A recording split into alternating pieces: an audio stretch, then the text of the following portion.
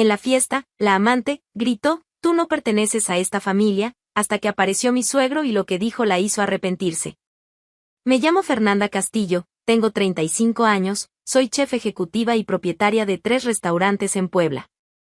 No nací con esta vida, la construí ladrillo por ladrillo, quemadura por quemadura. Empecé a los 18 años lavando platos en una cocina infecta del centro, donde el olor a grasa rancia se impregnaba en la ropa y en el alma. Trabajé 16 horas diarias durante 5 años, estudiando técnicas francesas en libros prestados de la biblioteca municipal, probando recetas con los ingredientes más baratos que podía comprar. Cada cicatriz en mis manos cuenta una historia de dedicación. La marca en el pulgar derecho fue cuando aprendí a cortar cebollas en Juliana a los 20 años. La quemadura en el antebrazo fue el día que dominé el punto exacto del caramelo. No son solo marcas, son medallas de una guerra que libré contra la mediocridad culinaria. Mis 3 restaurantes reflejan ese trayecto. El Corazón Poblano en el centro histórico ofrece comida tradicional con toques de autor. El Fusión del Sur en la zona rosa ofrece cocina internacional con alma mexicana. El Mesa de Autor es mi orgullo, alta gastronomía experimental que atrae clientes de toda la República. Cada plato servido lleva mi firma, mi sudor, mi alma. Roberto entró en mi vida hace 12 años, cuando apenas comenzaba a cosechar los frutos del trabajo arduo. Trabajaba como asistente de eventos en una empresa pequeña, pero tenía grandes ambiciones y una sonrisa que derretía cualquier resistencia. Alto, moreno, siempre impecablemente vestido a pesar de ganar poco. Tenía ese encanto natural de los poblanos, sabía conversar, contar historias, hacer que una mujer se sintiera especial. Lo que me conquistó no fue solo su apariencia. Roberto mostraba un interés genuino por mis sueños gastronómicos. Participaba en las degustaciones de los platos que yo creaba, ofrecía sugerencias inteligentes, me ayudaba a pensar en estrategias de crecimiento. Parecía entender que mi pasión por la cocina no era solo trabajo, era vocación, arte, vida. Nos casamos en una ceremonia sencilla pero elegante en la iglesia de Santo Domingo. Yo llevaba el vestido de mi abuela, reformado por una costurera local. Roberto lloró durante los votos, lágrimas que parecían sinceras en ese momento. Prometió apoyar mis sueños, construir un futuro juntos, ser el compañero que yo merecía después de tanto esfuerzo en soledad. Nuestra casa colonial en el barrio histórico fue nuestro primer proyecto conjunto. Roberto supervisó la remodelación mientras yo diseñaba la cocina de mis sueños, encimeras de mármol, hornos profesionales, bodega climatizada. Cada detalle planeado para ser funcional y bello. Los fines de semana los dedicábamos a elegir azulejos, discutir la posición de las ventanas, plantar jacarandas en el jardín interior. Cuando nacieron los gemelos, María José y Diego, nuestra vida parecía un cuento de hadas poblano. Roberto era un padre dedicado, cambiaba pañales, se levantaba de madrugada, llevaba a los niños al parque mientras yo trabajaba. Construimos una rutina armoniosa, yo me levantaba a las 5 para supervisar los restaurantes, él salía a las 6 rumbo al hotel donde había conseguido trabajo como coordinador de eventos. Durante años, nuestra dinámica funcionó perfectamente. Roberto creció profesionalmente, llegó a ser gerente de eventos del hotel más prestigioso de la ciudad. Yo expandía mi imperio gastronómico, ganaba premios, aparecía en revistas especializadas.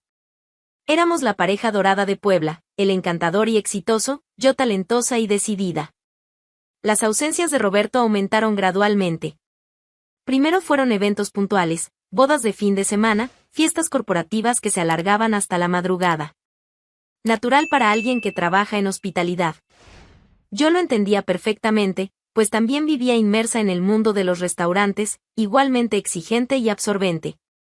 Pero Roberto empezó a demostrar conocimientos culinarios que me intrigaban. Comentaba sobre técnicas de emulsificación que yo nunca le había explicado. Conocía proveedores específicos que solo yo utilizaba. Mencionaba tendencias gastronómicas que solo los chefs seguían. Cuando le preguntaba, decía que estaba estudiando para atender mejor a clientes interesados en servicios gastronómicos diferenciados. La primera señal real de alarma llegó hace 8 meses. Roberto llegó a casa con una mancha de salsa roja en la corbata, no cualquier salsa, sino precisamente la salsa de jitomate con chipotle que yo había creado y registrado como receta de autor. Cuando pregunté, dijo que un cliente había derramado bebida sobre él durante un evento. extraño, porque mi salsa tiene una textura específica, un color inconfundible. Semanas después, noté que mi reserva de especias en casa disminuía misteriosamente. Pimienta gorda de Tabasco, chocolate de Oaxaca, sal de gusano, ingredientes caros que compraba para experimentos en casa. Roberto explicó que estaba preparando sorpresas culinarias para mí los fines de semana que pasaba fuera. Romántico, pensé en ese momento. La intuición femenina comenzó a susurrarme advertencias más insistentes. Roberto se duchaba excesivamente al llegar del trabajo. Se cambiaba de ropa de inmediato, se lavaba las manos de forma obsesiva. Su teléfono, antes siempre visible en la mesa de la cocina, ahora lo llevaba hasta el baño. Pequeños detalles que, aislados, no significaban nada. La gota que colmó el vaso llegó una mañana de martes, cuando encontré una factura olvidada en el bolsillo del pantalón que Roberto me pidió llevar a la lavandería. Era de un proveedor de vinos caros, el mismo que yo usaba en mis restaurantes. La compra era de 6 botellas de un Malbec argentino específico que solo servía en mesa de autor. A Roberto le disgustaba el vino tinto, siempre prefirió la cerveza. Lo confronté durante la cena, mostrando la factura. Su reacción fue demasiado defensiva como para ser inocente. Explicó que estaba organizando una degustación especial en el hotel, que necesitaba conocer vinos de calidad para impresionar a clientes exigentes. Tenía sentido, pero algo en su tono de voz, en la forma en que evitó mi mirada, encendió alarmas que ya no podía ignorar. Esa noche fingí dormir y observé cómo Roberto enviaba mensajes por el celular hasta tarde. La luz de la pantalla iluminaba su rostro concentrado, casi sonriente. No eran mensajes de trabajo, tenían algo de íntimo, personal. Cuando le pregunté a la mañana siguiente, dijo que estaba coordinando detalles de un evento importante para el fin de semana. Fue entonces cuando decidí investigar discretamente. No por desconfianza infundada, sino porque mi intuición de mujer, la misma que me alertaba cuando una salsa iba a salir mal, gritaba que algo estaba fundamentalmente mal. Empecé a prestar atención a los detalles que antes ignoraba, horarios inconsistentes, explicaciones demasiado elaboradas, cambios sutiles en el comportamiento. Durante las 2 semanas siguientes, recopilé inconsistencias. Roberto mencionaba eventos en fechas que no coincidían con el calendario oficial del hotel. Llegaba con olores distintos, no a cigarro ni a alcohol, sino a especias, a cocina. A veces su ropa tenía cabellos rubios, cuando tanto él como yo somos morenos. La verdad no se reveló de manera dramática, como en las películas. Se construyó día tras día, evidencia tras evidencia, como armar un rompecabezas complejo. Cada pieza pequeña parecía insignificante, pero juntas formaban una imagen que aún no quería aceptar del todo. La confirmación de mis sospechas llegó de forma casi anticlimática. Estaba probando una nueva versión de mi mole poblano cuando doña Esperanza entró al restaurante. Cliente desde hace años, siempre elogiaba mis platillos con entusiasmo genuino. Pero esta vez, sus palabras traían una información para la que no estaba preparada. Fernanda, tengo que felicitarte por el éxito de los eventos gastronómicos que estás haciendo con Roberto, dijo, acomodando su bolso en la barra. La fiesta de los Mendoza fue espectacular. Tus recetas quedaron perfectas en manos de la joven chef que contrataron. Mi corazón se aceleró, pero mantuve la compostura. ¿Qué fiesta, doña Esperanza? La del sábado pasado, querida. Roberto estaba coordinando y esa chica rubia, Melissa, creo, preparó algunos de tus platillos. Dijo que ustedes son socias, que trabajan juntas desarrollando menús especiales. El mundo no se desmoronó en ese momento. En cambio, las piezas del rompecabezas finalmente encajaron con una claridad dolorosa. Melissa. Cabello rubio. Sábado pasado, cuando Roberto dijo que estaba en un evento corporativo hasta tarde.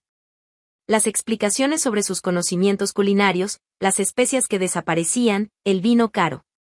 ¿Conoce bien a esa Melissa? Pregunté, fingiendo interés casual. Melissa Herrera. Promotora de eventos joven, muy ambiciosa. Trabaja desde hace años con Roberto organizando fiestas para la élite poblana. Siempre se presenta como chef, pero todos sabemos que el talento culinario viene de ti, Fernanda. Después de que Esperanza se fue, me quedé sola en la cocina procesando la información. No sentí rabia inmediata, sentí un vacío extraño, como cuando se pierde el gusto durante una gripe. 3 años. Roberto llevaba 3 años engañándome, y peor aún, usando mi trabajo, mi reputación, mis recetas para impresionar a otra mujer. Esa noche, cuando Roberto llegó a casa, lo observé con otros ojos. Cada gesto parecía calculado, cada explicación sonaba ensayada. Habló del evento corporativo agotador, pero evitó detalles específicos, como siempre hacía al mentir. Me di cuenta de que me había acostumbrado a esas omisiones con el tiempo. Las semanas siguientes viví en una especie de limbo emocional. Me levantaba de madrugada, iba a trabajar, regresaba a casa, cenaba con la familia, todo en automático, como si estuviera actuando el papel de la esposa feliz. Por fuera, mantenía la normalidad. Por dentro, cuestionaba cada momento de los últimos 3 años. La investigación que siguió fue metódica, casi clínica. Empecé por mis proveedores. Carlos Mendoza, quien me vendía especias de Oaxaca, confirmó con incomodidad que Roberto había comprado los mismos condimentos varias veces. Pensé que era para sus restaurantes, murmuró, evitando mi mirada. Ana Lucía, proveedora de chocolate artesanal, reveló información aún más perturbadora. Roberto no solo compraba mis ingredientes especiales, llevaba recetas escritas, con instrucciones detalladas sobre técnicas que solo yo conocía. Él decía que usted estaba expandiendo el negocio, explicó. Cada revelación era una pequeña puñalada. No era solo infidelidad conyugal, era robo intelectual, una violación de mi identidad profesional. Roberto estaba vendiendo mi alma culinaria para conquistar a una mujer más joven. El momento más doloroso llegó cuando descubrí que Melissa se presentaba como chef Melissa Castillo en eventos sociales. Mi apellido, que me tomó años hacer respetar en el ámbito gastronómico. Una extraña estaba usando mi identidad para brillar en fiestas que yo debería estar organizando. Durante 2 meses guardé ese descubrimiento en secreto. No confronté a Roberto de inmediato porque necesitaba entender la magnitud completa de la traición. También porque una parte de mí aún esperaba estar equivocada, aún quería creer que había una explicación inocente para todo. Las noches se volvieron tortuosas. Me acostaba al lado del hombre que había amado durante 12 años, sabiendo que él estaba viviendo una doble vida elaborada. Lo observaba dormir y me preguntaba cuántas veces había planeado encuentros con ella mientras fingía interés en mis recetas. Cada te amo sonaba falso a mis oídos, ahora entrenados para detectar mentiras. El conflicto interno era devastador. Parte de mí quería confrontarlo de inmediato, gritar, romper platos, echar a ese extraño de mi casa. Otra parte temía la confirmación definitiva, mientras no habláramos de ello, podía seguir fingiendo que nuestra vida familiar seguía intacta. Empecé a cuestionar mi propia cordura. Tal vez estaba siendo paranoica, viendo traición donde solo había coincidencias. Tal vez Roberto realmente estaba ampliando sus conocimientos culinarios por trabajo. Tal vez Melissa era solo una colega profesional malinterpretada por chismes sociales. Pero las evidencias seguían acumulándose. Roberto empezó a cuidar más su celular, siempre boca abajo, siempre con contraseña. Sus explicaciones sobre eventos se volvieron más elaboradas, llenas de detalles innecesarios, una señal clásica de quien miente. Comenzó a elogiar mis platillos de manera exagerada, como si intentara compensar la culpa con halagos. La gota que colmó el vaso llegó una tarde cuando encontré una receta manuscrita con la letra de Roberto, mi receta secreta de mole con chocolate belga. Estaba escrita en papel membretado del hotel, con anotaciones sobre presentación especial para evento premium. En el pie de página, una nota que me heló la sangre: a Melissa le encantará esta versión. En ese momento, sentada en la cocina de nuestra casa, sosteniendo una receta que representaba años de experimentación y perfeccionamiento, finalmente permití que la rabia se apoderara de mí. No era solo traición, era robo.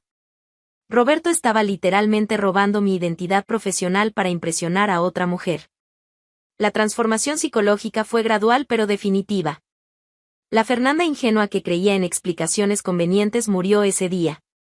En su lugar nació una estratega decidida a recuperar todo lo que le había sido robado: dignidad, reputación, identidad.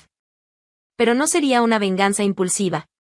Como chef experimentada, sabía que los mejores resultados exigen una planificación cuidadosa.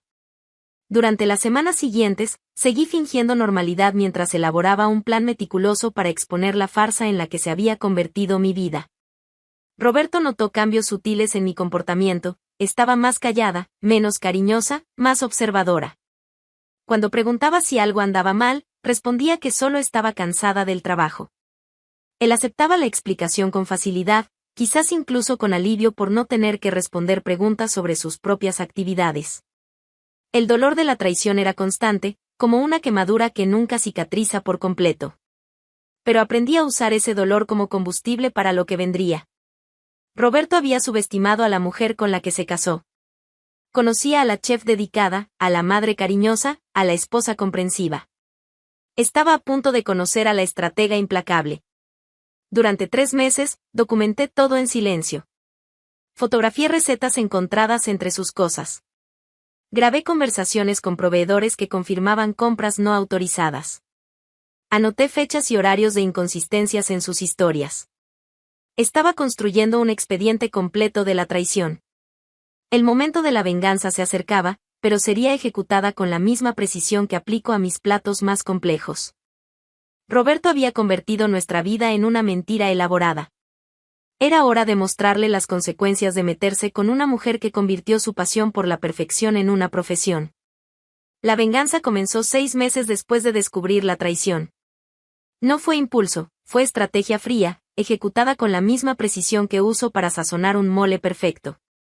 Primero, consulté a un abogado especializado en propiedad intelectual.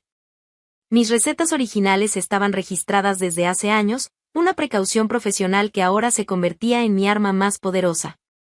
Señora Fernanda, el caso es sólido, confirmó el doctor Martínez después de analizar mi documentación. Uso no autorizado de recetas registradas, violación de marca personal, apropiación de identidad profesional. Pero procesos así toman de 6 meses a 2 años para resolverse. 2 años. La paciencia sería mi aliada, no mi enemiga. El segundo paso fue cortar sistemáticamente el acceso de Roberto a mis recursos. Llamé a todos los proveedores, informando sobre el uso no autorizado de mis contratos. Carlos Mendoza pareció aliviado. Señora Fernanda, me sentía mal vendiendo sus condimentos especiales sin su autorización directa.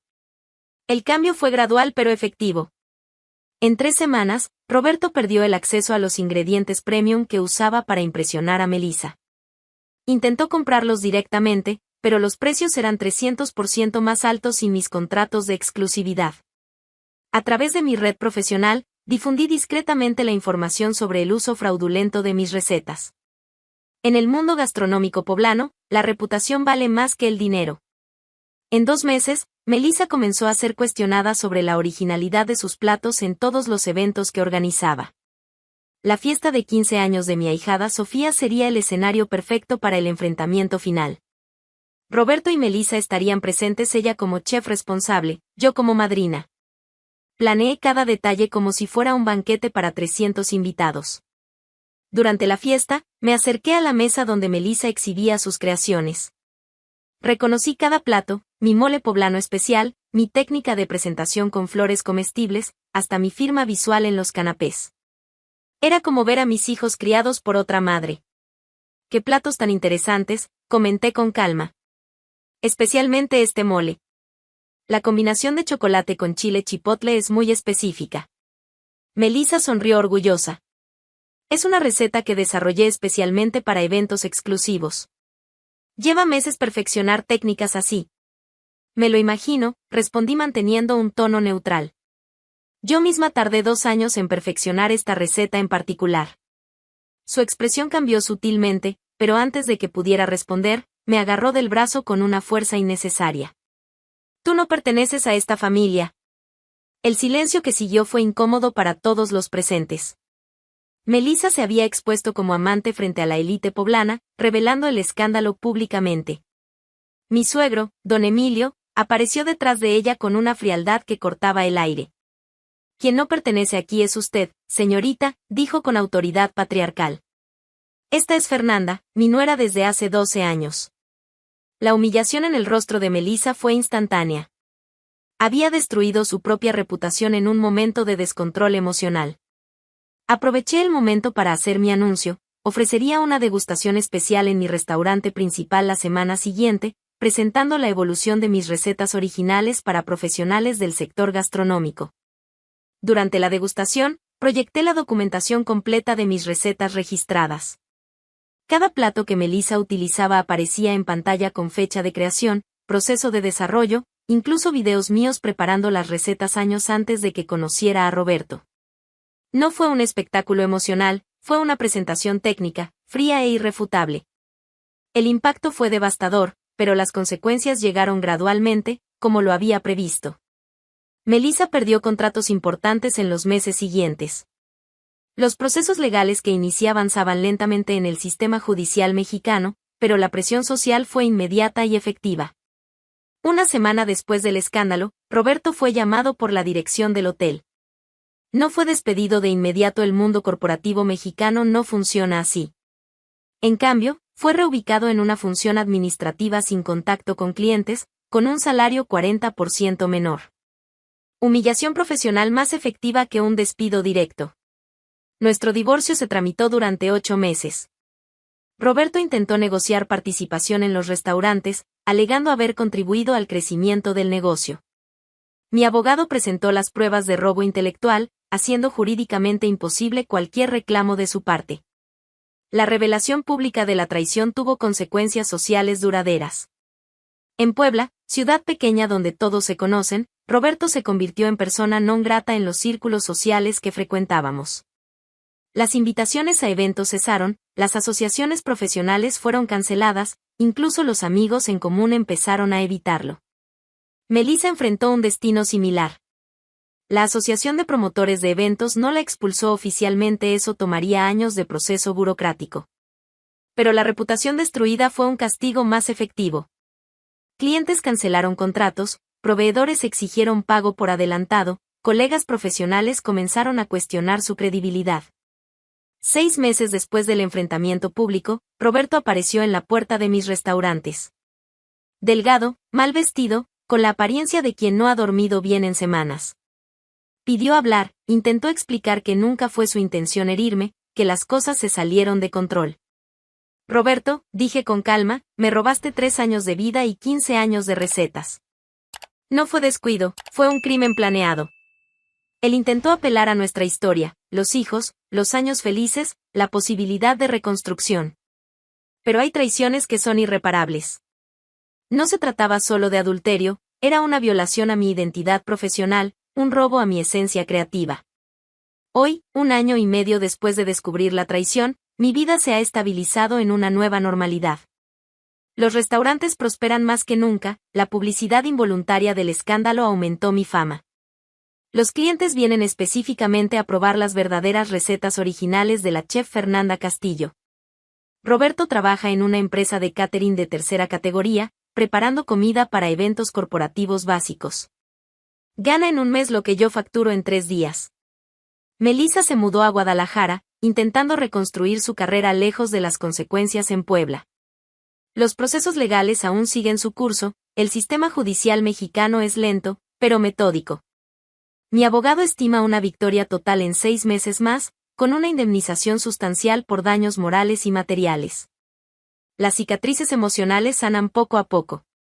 Todavía siento dolor al recordar los años vividos en una mentira, pero he aprendido que algunas experiencias, por más amargas que sean, nos vuelven personas más fuertes. Como esos condimentos picantes que arden al primer bocado, pero realzan el sabor del plato entero. Mis hijos, ahora de 12 años, entendieron la situación de forma gradual. Les expliqué que a veces los adultos cometen errores graves, y que la verdadera familia no se define solo por el ADN, sino por el respeto y la lealtad.